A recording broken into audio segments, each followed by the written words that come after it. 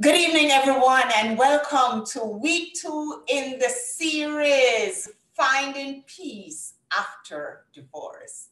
You're hearing the story of Naresa Peart, a 40-year-old professional banker who, after many years of being married, found herself separated and finally divorced with her two cheerleaders, Zoe and Nate, cheering her along as she made the transition from being a married person to a single mother of two very active children.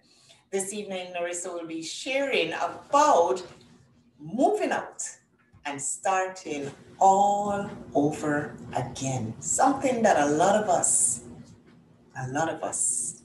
find it very hard to do. But her story, I'm sure, will make a difference in your life. Help me welcome Naresa Peart.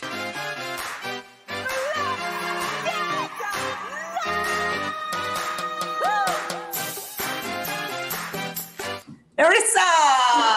Hi, Ingrid. Hi, let's get loud. Hey, you're back. Thank Yes. you again for coming and again to continue to share your story with us. Yes. Yeah, Yes. so moving out and starting all over again. Yes. How was that? Now we're going to focus on that and the process, because a lot of people find it so hard to start all over again. And I'm sure you found it too, right? Yes, it was very challenging. First of all, it was hard to even make the decision. Let's start with that. How did you make that decision? Because I know for me personally, I prayed about it. I prayed about it. I think it was a process in terms of we prayed, saying, okay, Lord, fasting, okay, Lord, will this relationship work? You know, and we had an incident, and once it happened, I was like, okay. And, you know, sometimes you look back and you're like, why did that incident have to happen? But sometimes God allows things to happen because it's an answer to your prayer. Interesting. Yes. It's not that, you know, like when we hear the story of Jesus being on the cross and God turned away his eyes. Right. And, you know, you look at it and like, how could God allow that to Jesus? And you realize that if he didn't go on the cross, we wouldn't have this opportunity to for redemption. And if the situation didn't happen to me, it wouldn't have been my wake-up call to say, okay, this is enough. And it's like the minute I made that decision, it was like my brain literally changed gear. Wow, just literally shifted. Literally shifted. And I remember I said to my ex-husband at the time, I said, you know what, today's Monday. I never forgot. And I said, by weekend, I'll be out of this house. Yeah. What was his reaction? He didn't believe me. He didn't at all. And I remember I had exams. Yeah, I was in university, going to school. Zoe was a couple months old. Right. So I had a newborn plus a 4-year-old and school work. And people look at it and say, and I was in final exams. Okay. Now it's getting better. And I don't know how, I have to say, I don't know how God did it, because it definitely wasn't you. But I found a place. And honestly, I have to be thankful that God ensured that we had savings that I could actually because I'm very big on saving. That's very key, because a lot of people find themselves in the situation because they have nothing to move with. Yes. Nothing. I remember when my situation came up and the Lord said to me, start saving. And I okay, start saving. So I said, okay, I'll start saving. So yeah, continue. So I remember doing my final exam on Thursday night, and I remember my ex-husband messaging me and saying, "I'm praying for you. All the best for your exam." Right. And I said, "Thank you," and I genuinely mean it. Yeah. And did the exam. Found a place the Wednesday. Signed a contract Thursday. Okay then.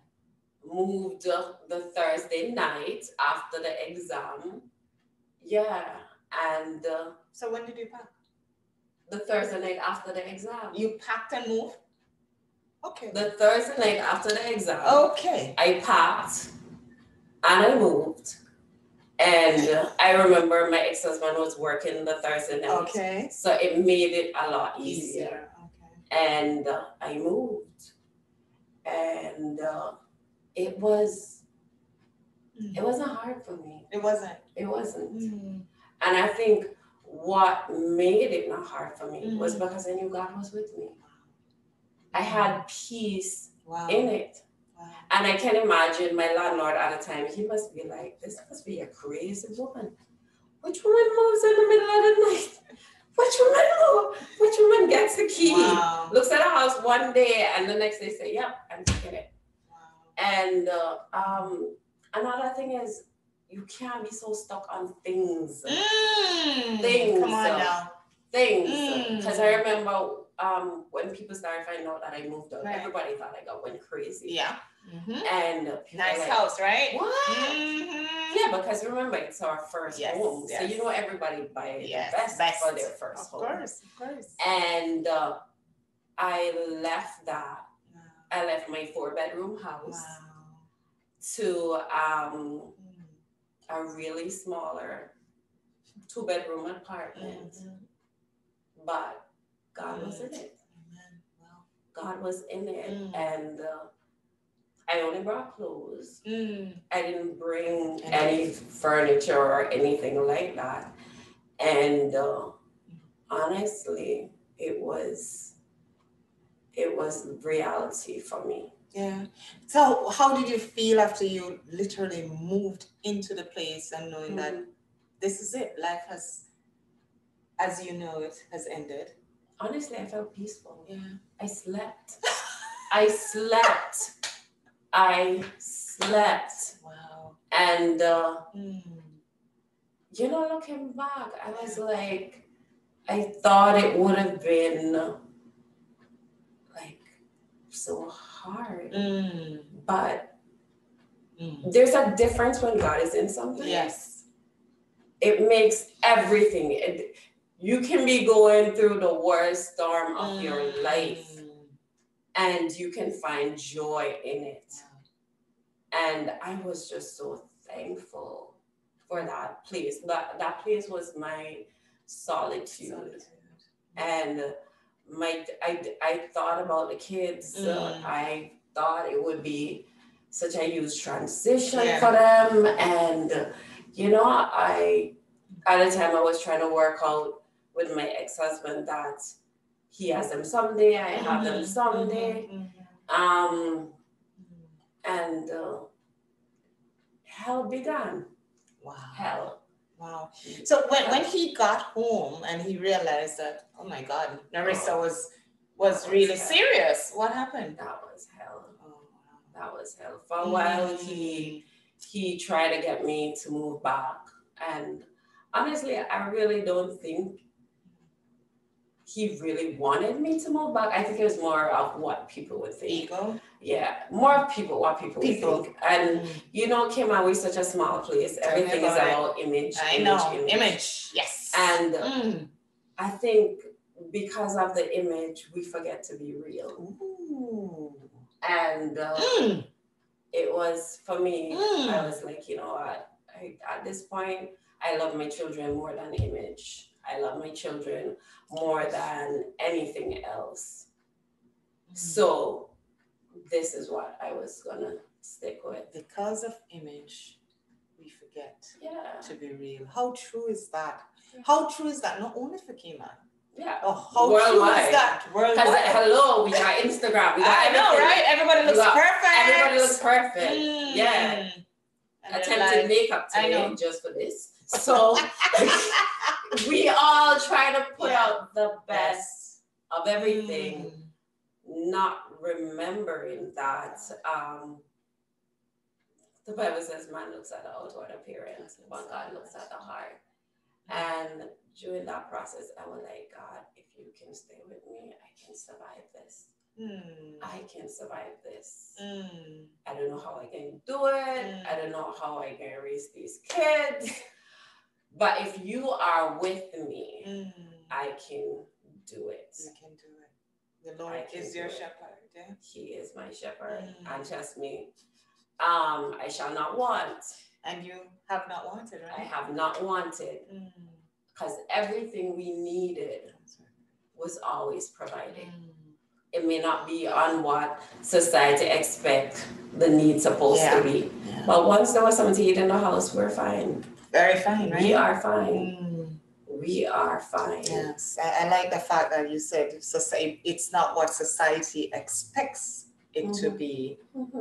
Because again, it boils back down to image, right? Yeah.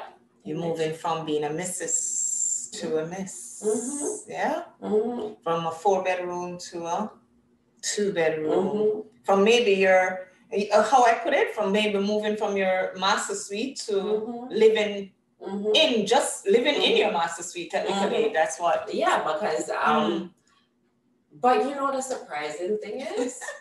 What? My apartment that I got, I've never seen rooms that big. Look at that.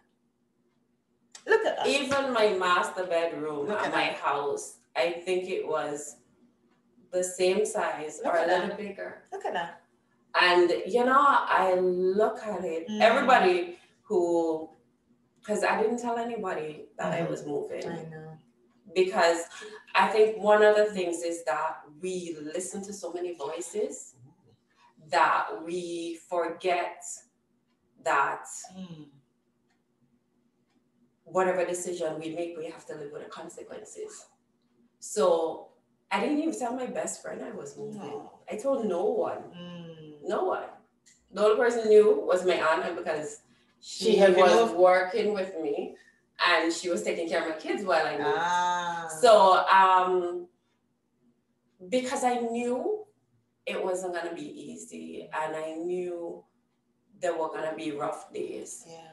So I needed to know that God and I were on the same page. Because when those days came, that's what brought me through. Yeah, not your will, but His will being done in your life. Yeah. Being on the same page. Yeah. Your will aligning, His will aligning with your will. Your will aligning with His will. So His perfect will was done in your life. And it may not seem perfect. Because again, because it's not the ideal situation. Right? It's not the ideal situation. It's not the ideal situation. God works in situations that are not ideal. Okay? He does, and that's why He's God. That's why He's God. He works in us and through us. And He uses what was meant for harm. For our good.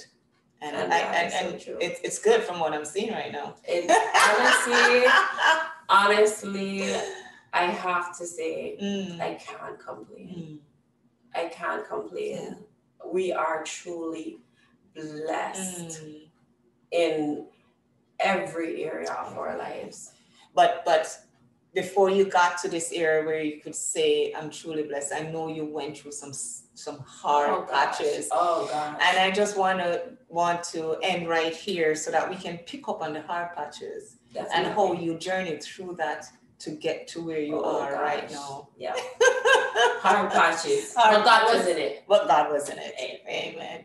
Again, Naresa, thank you so much. And viewers, thank you. Thank you for tuning in. I hope again, Naresa's story about moving out and starting all over again has inspired someone who may find themselves in a situation where for the sake of their children, they don't want to move, or for the sake of things, for image, you don't want to move. But remember what is important. You are important. So until next week, we want to say thank you again for tuning in and continue living for God, knowing that with Him, all things are possible.